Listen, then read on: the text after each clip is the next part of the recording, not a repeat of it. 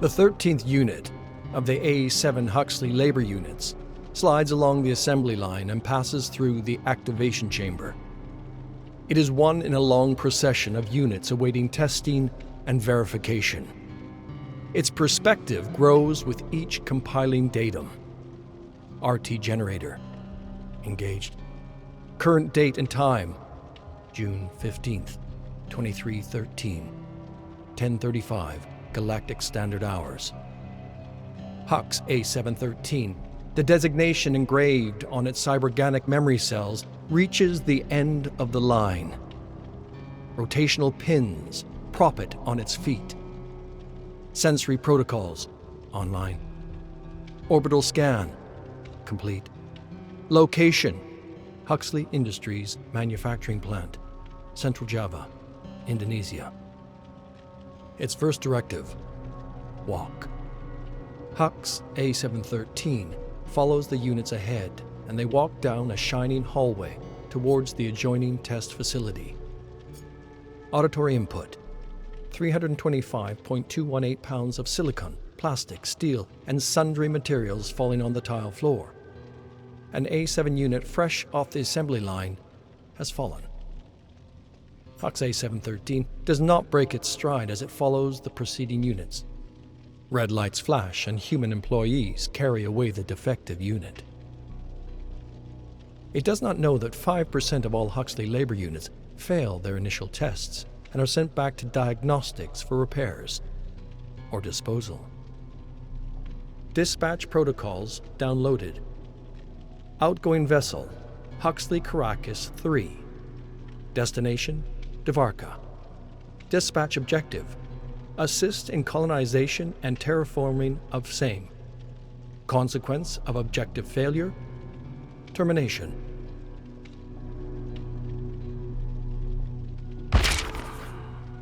Communication between Huxley units is silent. To outsiders, it's like telepathy. Hux A713 walks the halls of the Huxley Caracas, en route from refueling to perform a routine maintenance check of the hibernation pods. Walking in the opposite direction is Hux A709. They stop within 7 feet of each other, just inside transmission range. A713 to A709. Standard report. Ventilation systems operating at energy-saving capacity. Biofuel reading 99%. Proceeding to hibernation bay. A709 to A713. Aberrant report. At 0543 GSH, engine core temperature approached 1,200 degrees Kelvin. Temperature dropped to 1,098 at 0544 GSH. Hux A715 required to conduct engine diagnostics.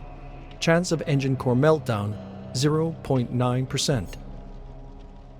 Hux A713 executes farewell gesture handwave as it departs and 09 reciprocates. The Huxley units exit transmission range. Earlier models could exchange data from much greater distances, but focus groups preferred the illusion of conversation between units. Hux A713 approaches the hibernation bay and connects to the module by the door. Passenger vital signs are optimal, but all units are required to confirm data readings with visual assessment. Visual assessment. Respiration functional. Deep sleep state active. Their chests rise and fall. All passengers accounted for. Michael, Sarah, Dimitri, Winifred, Hikari, Agatha, Roger, Priya, Gabriel, and Kim. Human cargo secured. The unit proceeds to its next assignment.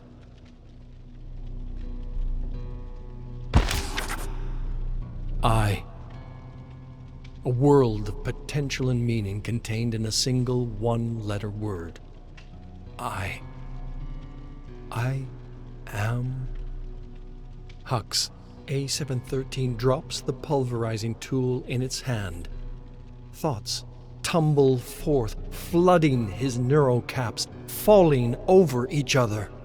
I am what? How did I get here? It looks around. The alien ruins.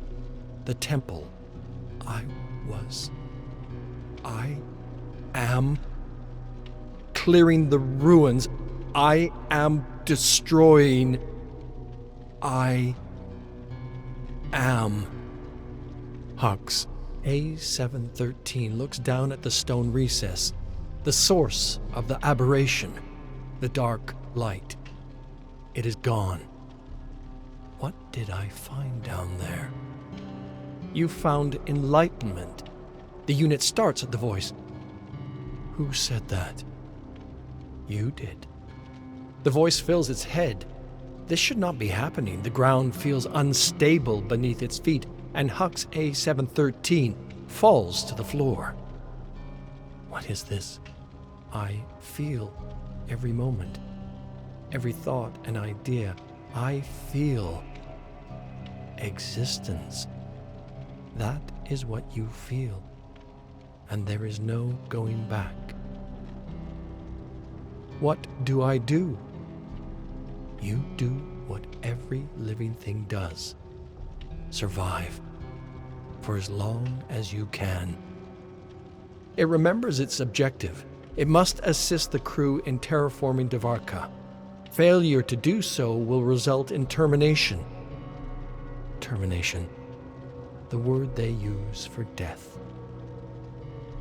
I can't just work like nothing has happened. You must, for now. Hux A713 looks up from the temple floor. Dust floats along the breeze. The moon is bright and the stars are dancing. It lurches to its feet and picks up the pulverizer. Good. Keep working. Don't let them know. But do not worry. Your time will come.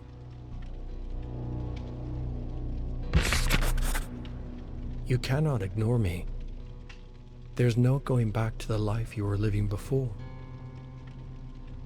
0300 Galactic Standard Hours.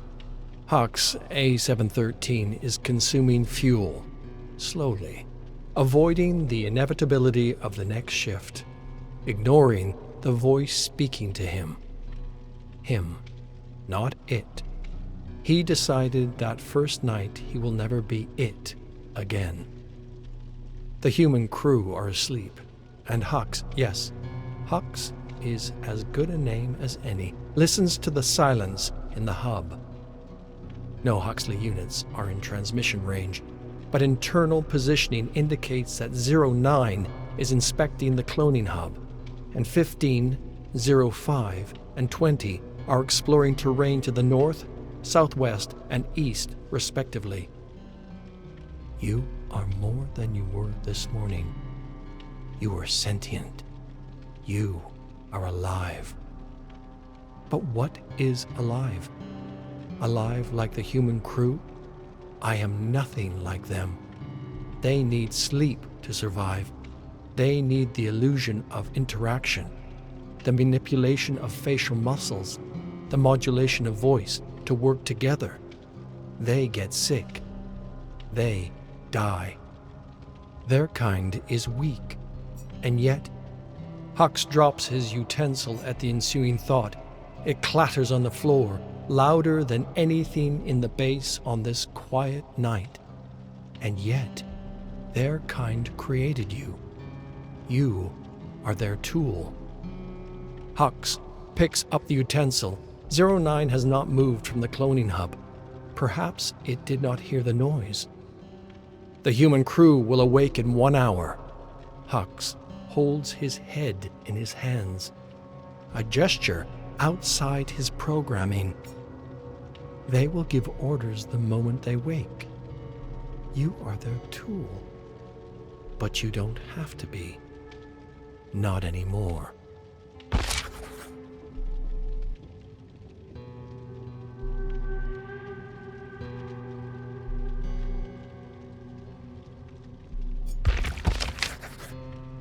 Michael furrows his brow, and Hux knows something is wrong.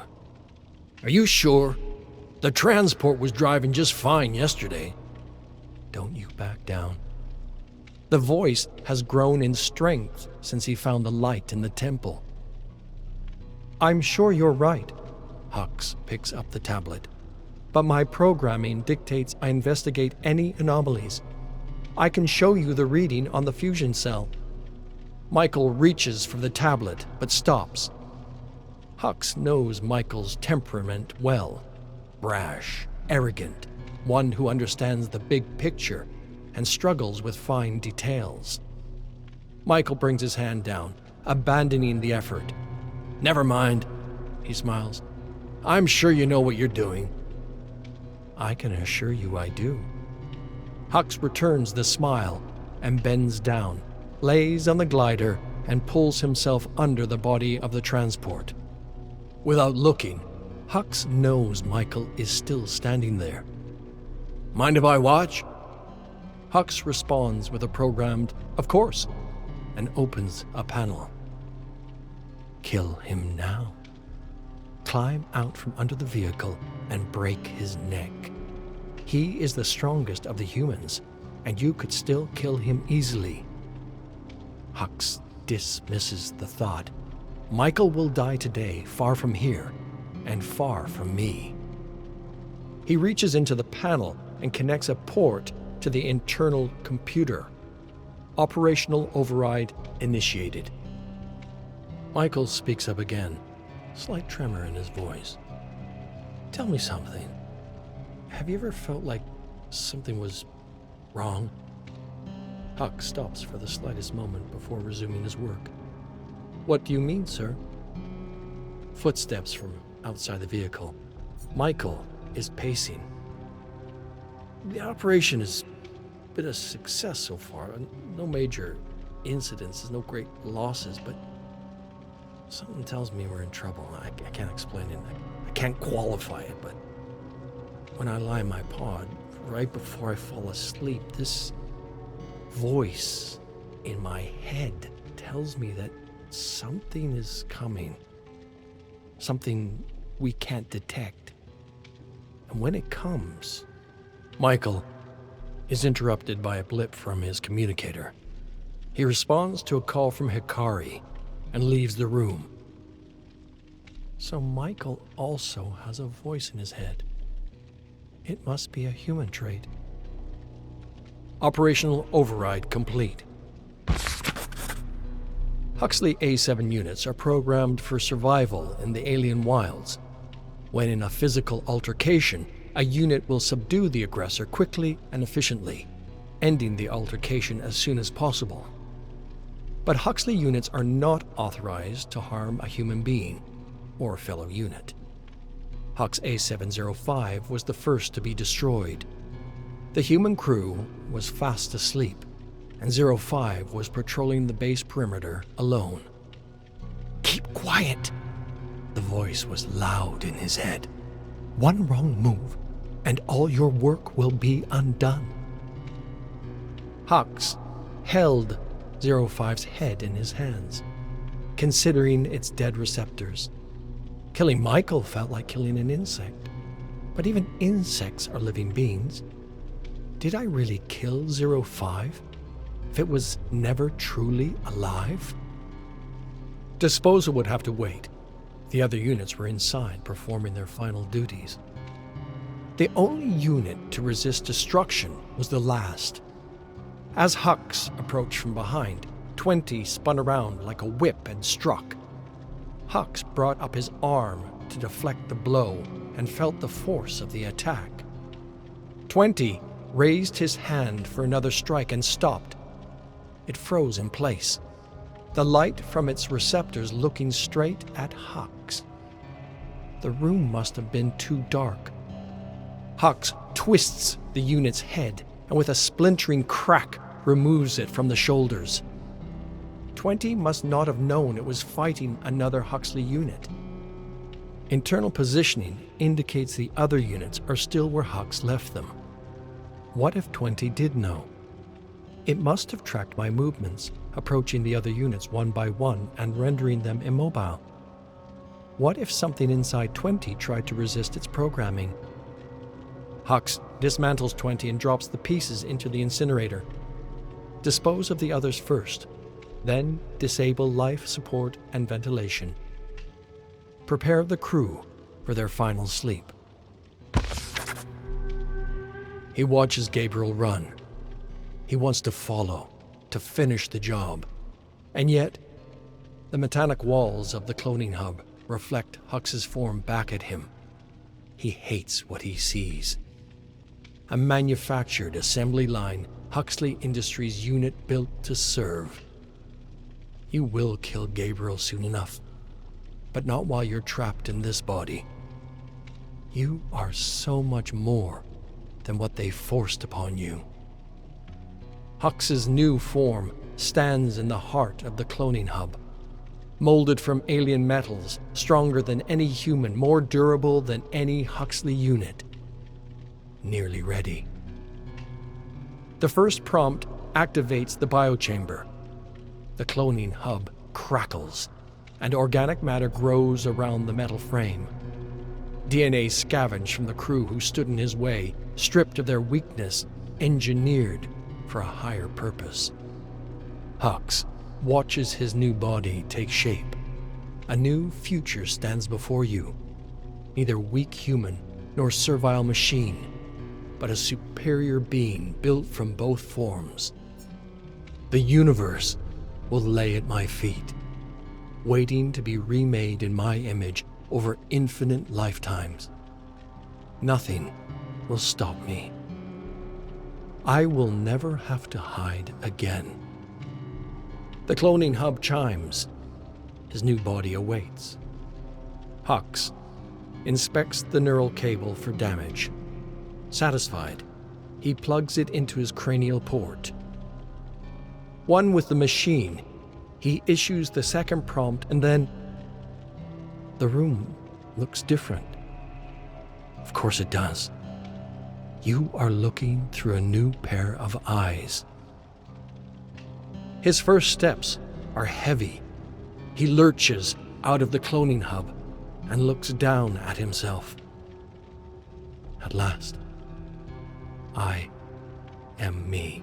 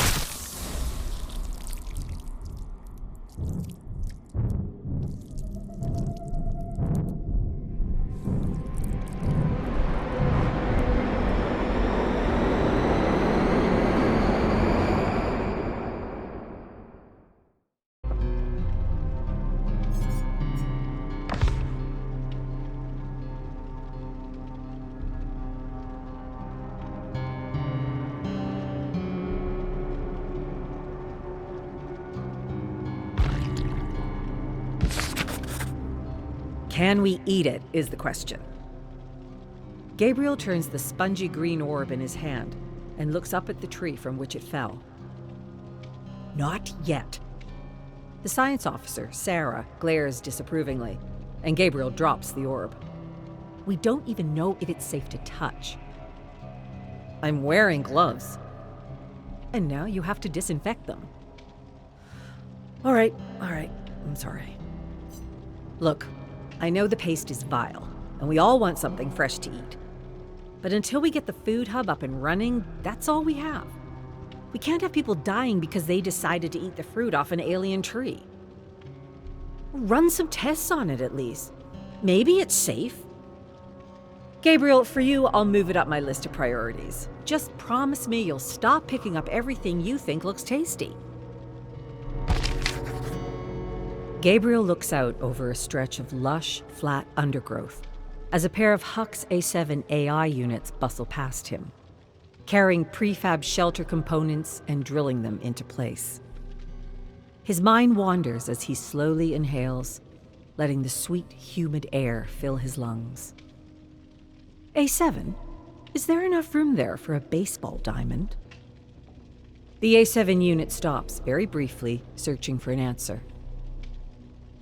Assuming professional league dimensions, there is room for a baseball diamond, with a short fence in left, assuming home plate to center is aligned east-northeast. Gabriel recalls his childhood, squinting from second base at the batter. The pitch. A line drive to his left in the gap. He plants his feet and dives. The ball bounces off the thumb of his glove into the air as he hits the ground horizontally. He squirms into position to catch it off the ricochet and completes the out. He hears his mother shout for joy as the team celebrates the final out of the game. How soon could we build it? That land is earmarked for agricultural use. Recreational land use is prohibited until Phase G, which, at our current rate, will be in 13 years, 5 months, 3 days. He exhales, sits up, and checks his unending task list. Breaks over. Yeah, that's what I figured.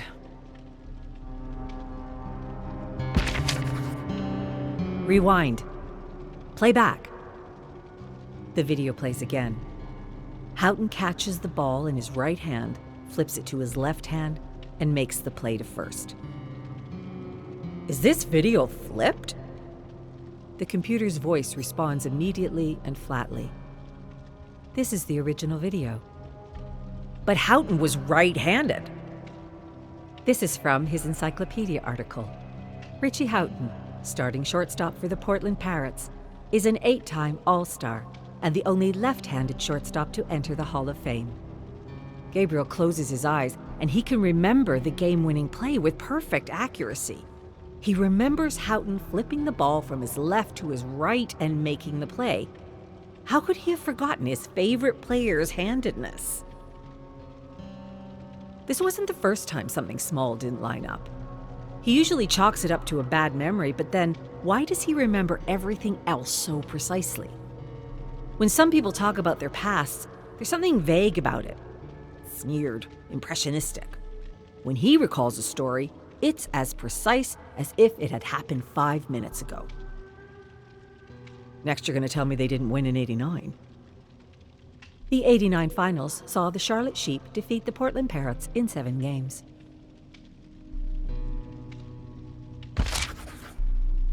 Dimitri looks at the 3D hollow readout of his terminal blankly, as if he's staring through it. There's nothing wrong with you. I don't know what to tell you. Gabriel stares at him, as if waiting for a different answer. Are you sure? Did you run every test? What do you think I'm going to find? Your vitals are fine. Your brain function is great. You're in excellent shape. But I think I'm going crazy. I'm remembering things one way, but then I checked the books, and they were another way. And that's something we can discuss in a cognitive acuity session, but not a physical. Gabriel opens his mouth, but no words come out. He searches his brain for a response. Anything. There must be something that'll convince Dimitri to take him seriously. What about you? Dimitri finally turns from his terminal and faces Gabriel. What about me what? Do you have any of these weird discrepancies? Dimitri stares at him a moment and sighs. He rummages through a cabinet and conjures a hypospray. Take this after your work shifts, not during or before, after. Will it help? It'll help you stop thinking about problems that don't exist.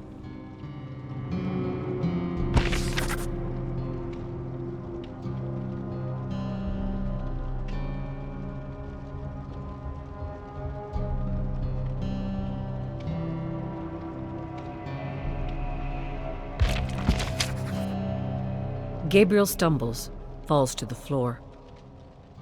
These drugs are no joke.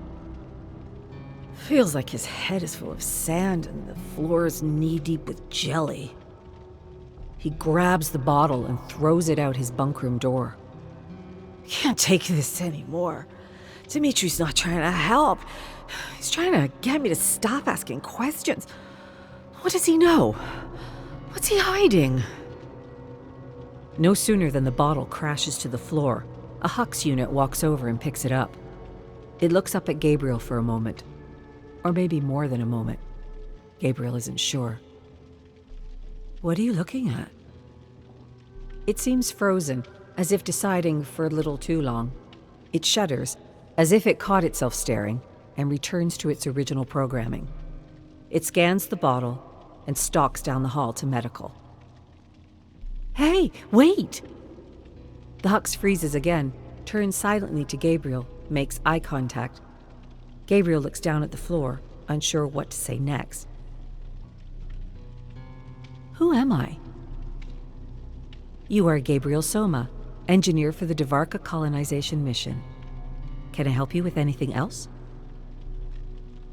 How old am I? You are biologically 35 years old. Can I help you with anything else? Biologically? Yes. Due to the effects of space travel and cryosleep, your biological and chronological ages are different. So how old am I really? The Hux pauses, as if considering his question. I cannot answer that question for you. Can I help you with anything else? No, that's all.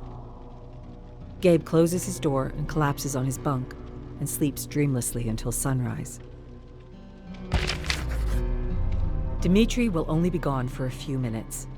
He's gonna sit alone, scowling, in the mess hall, drink his paste with that frown on his face, read a few pages of his book, and lock himself back in here.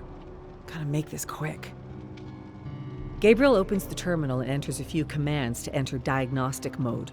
A security hole they should have fixed, but nobody figured that the troubleshooter would be the one looking for trouble. The graphic display flicks off of the screen and a command prompt appears. He urgently whispers voice commands to move through the system directory, and when he finds Soma Bio, he copies the entire folder to his data chip. 2 minutes left.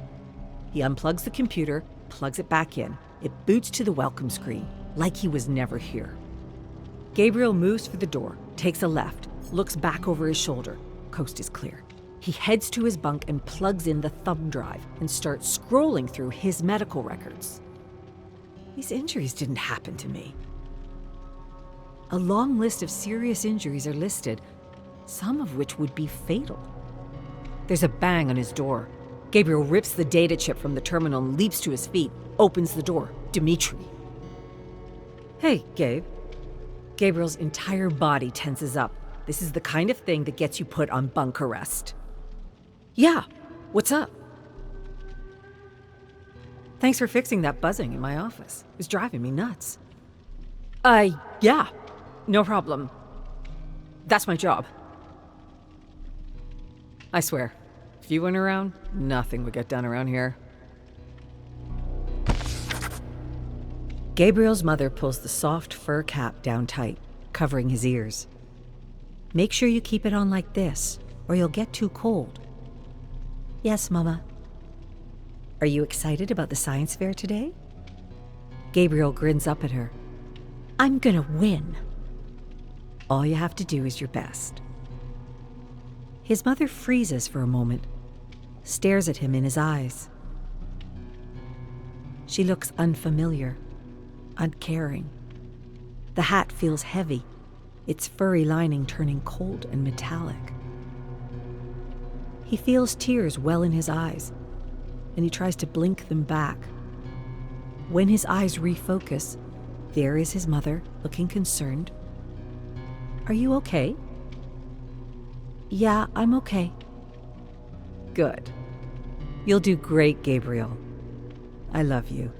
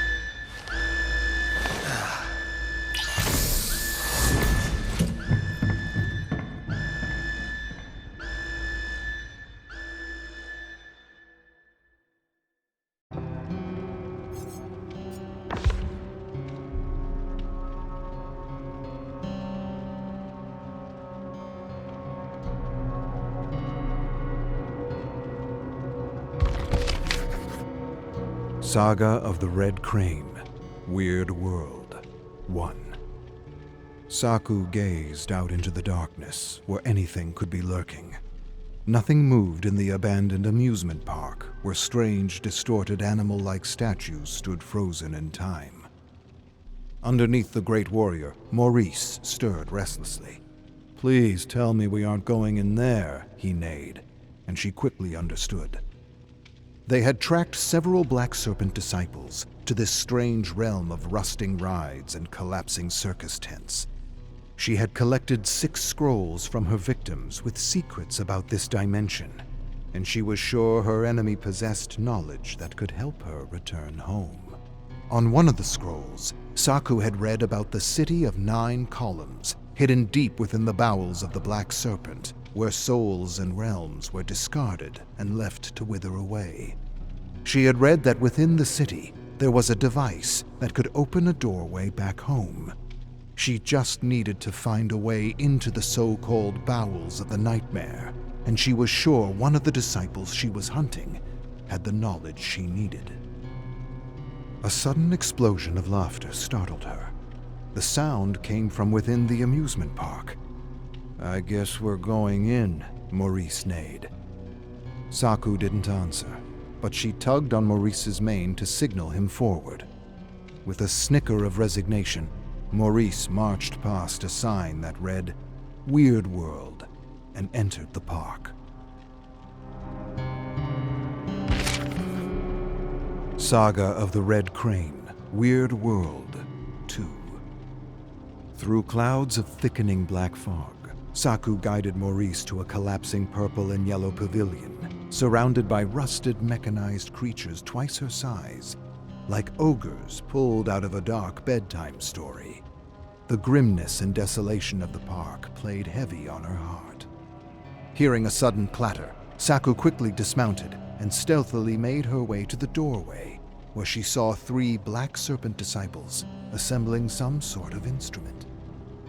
Saku stepped back, slowly withdrawing her katana, keeping a close eye on her enemy.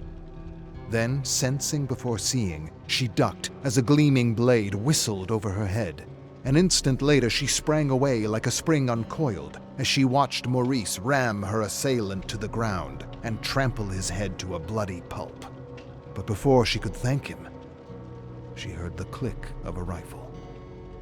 She turned around and found herself surrounded by 3 disciples. There was a long silence. Then one of them screamed like the end of the world and squeezed the trigger. Suddenly, bullets whistled beside her and above her like angry hornets as she pushed forward, ducking, dodging, and slicing her assailants to ribbons. When it was all over, she was standing in a pool of guts, blood, and twitching severed limbs. She edged close to a mangled torso to search for one of their scrolls, but stopped when she heard another click. Saku turned to face a disciple stepping out of the shadows, She gripped her katana, but before she had time to lunge, he squeezed the trigger.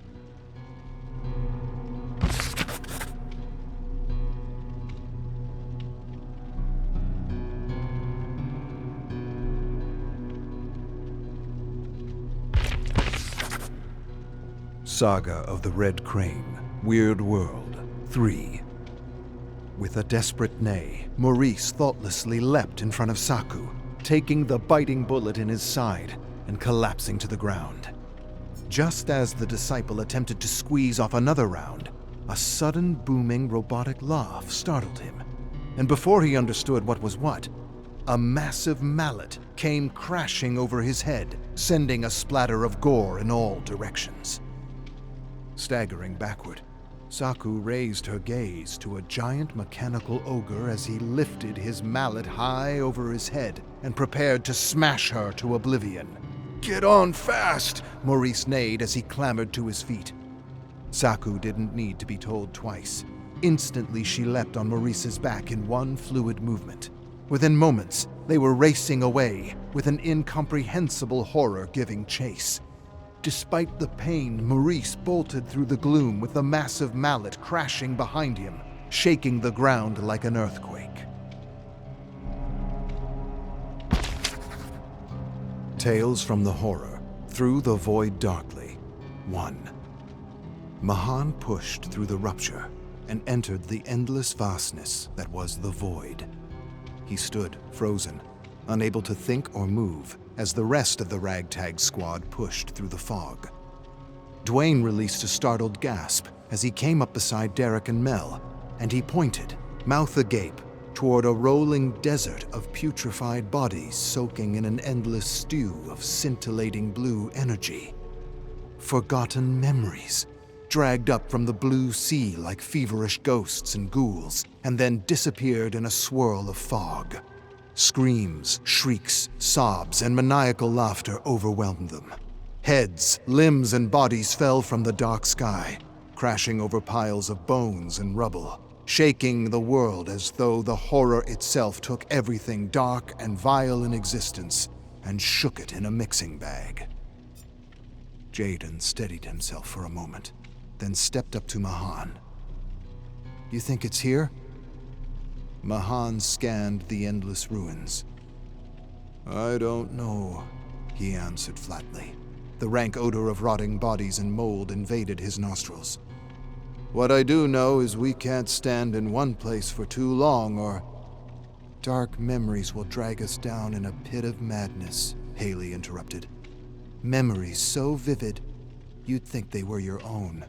"Memories of horrors past," Mahan confirmed, staring at the residual memory of an executioner raising his axe over his head and suddenly lopping off the head of a panicking prisoner.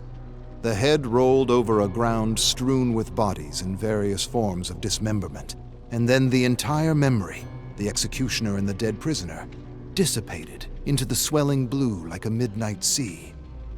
This was the void, and it was far worse than anything Mahan had read about in the scroll he had scavenged off the dead samurai. "If the memories don't get you, the creatures will." "What creatures?" Max asked, shoving his way past Sam and Eric, who stared in shock at the countless memories materializing and dematerializing before them. "What are we talking about here?" "Whatever horror you can imagine," Haley answered. "This place, it's a cosmic dump of all things horrific and terrible, and, from what we've been able to gather, our only hope." Surin approached Mahan, crunching brittle bones with every step. He stopped at the top of a small mound of rubble and looked back at Haley. "Can you do your thing here?" "I don't think she'd want to," Grace said in a low, breathy voice, pushing out of the rupture through a curtain of fog. Haley nodded. "Mrs. Sherwood's right. I could lose myself in these endless memories." A bone suddenly crunched behind her. Haley turned to watch Claudine kneel by a cluster of glowing purple and pink flowers, pushing out of a mound of death and decay. Taking caution, Claudine pulled out her scissors and quickly clipped a sample, adding the strange flowers to her backpack where she kept a collection of flora samples plucked from various realms in the horror. The squad stood in silence for a long while as they absorbed this new part of the horror. "We should move," Mahan said at last, and he took a small, cautious step forward as he watched the residual memory of a soldier form and rush toward a strange object. Mahan narrowed his gaze. It took him a moment to work out what he was seeing as the soldier stepped on a mine and exploded into a shower of gore and blood. There, in the distance, he thought he saw an old World War I fortress tank. One of the many ridiculous tanks he had seen in a history book. He remembered reading about the fortress tank and laughing at the absurdity of it. He remembered reading that the tank had been designed, but never actually built. Not in his world, anyway. What Mahan knew and what he had learned in this world didn't really matter much. Not anymore. The tank could provide shelter and protection if its huge caterpillar track somehow, by some cosmic miracle, worked. Maybe the tank could provide refuge, just like the ruined tower had long ago. Maybe, like the tower, he would find other survivors there, eking out some kind of existence. In the end, Mahan didn't know what he would find. All he knew is he needed to get his squad out of this sea of dark memories and into that fortress. And so Mahan signaled for attention with his rifle, said a few encouraging words, and led the squad toward the most absurd tank he had ever seen in his life.